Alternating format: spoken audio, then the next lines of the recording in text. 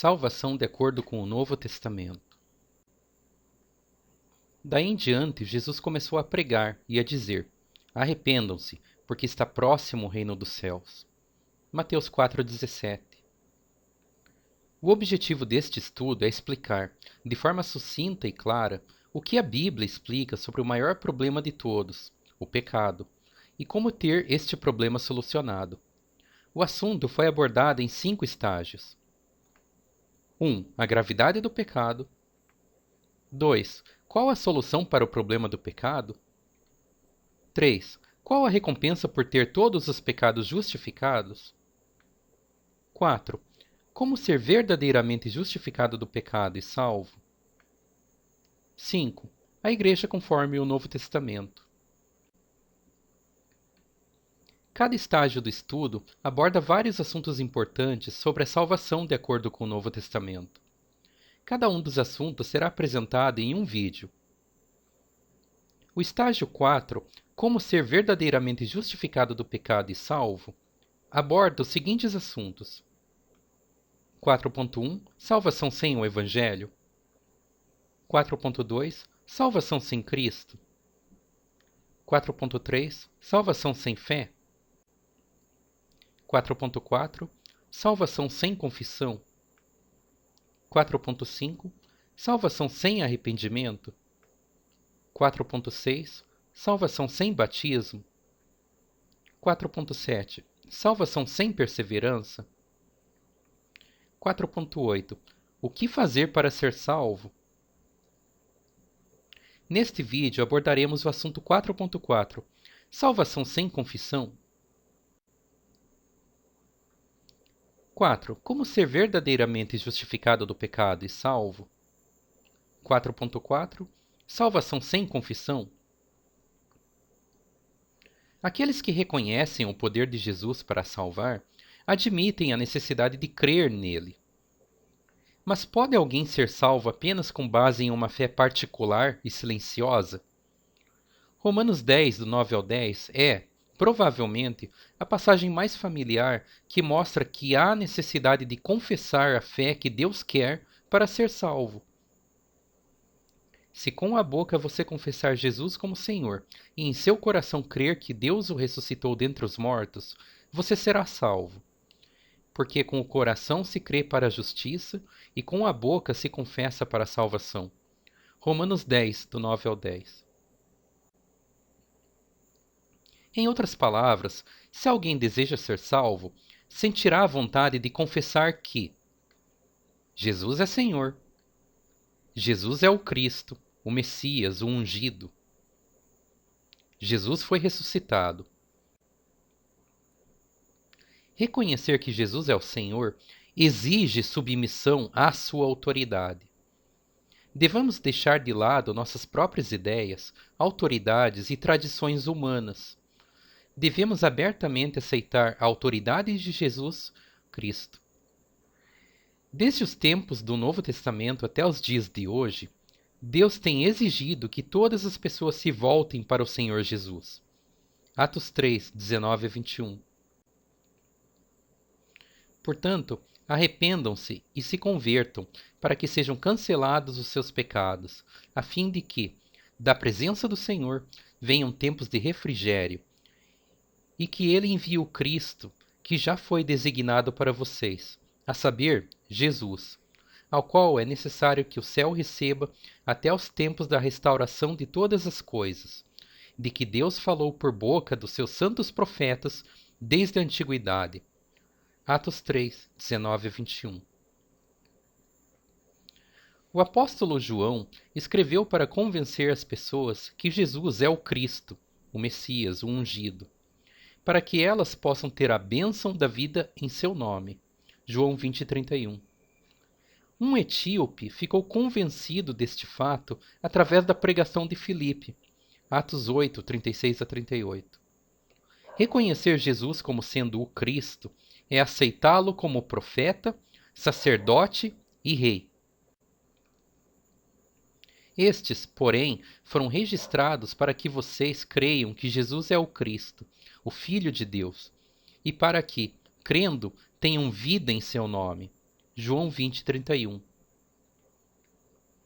Seguindo pelo caminho, chegaram a certo lugar onde havia água. Então o eunuco disse: Eis aqui a água. O que impede que eu seja batizado? Filipe respondeu: É lícito, se você crê de todo o coração. Então ele disse: Creio que Jesus Cristo é o Filho de Deus. Então mandou parar a carruagem, ambos desceram à água, e Filipe batizou o eunuco. Atos 8, 36 a 38. A fé que é confessada é uma fé num Senhor vivo que mostra o caminho da salvação. Portanto, a ressurreição tem sido um tema constante na pregação do Evangelho, uma vez que é a base onde a fé que Deus quer tem que ser edificada. Atos 2, 29 e 33, Romanos 10, do 9 ao 10, 1 Coríntios 15, do 12 ao 14. Irmãos, permitam-me falar-lhes claramente a respeito do patriarca Davi. Ele morreu e foi sepultado, e o seu túmulo permanece entre nós até hoje. Sendo, pois, profeta, e sabendo que Deus lhe havia jurado que um dos seus descendentes se assentaria no seu trono, prevendo isto, referiu-se à ressurreição de Cristo, que nem foi deixado na morte, nem o seu corpo experimentou corrupção.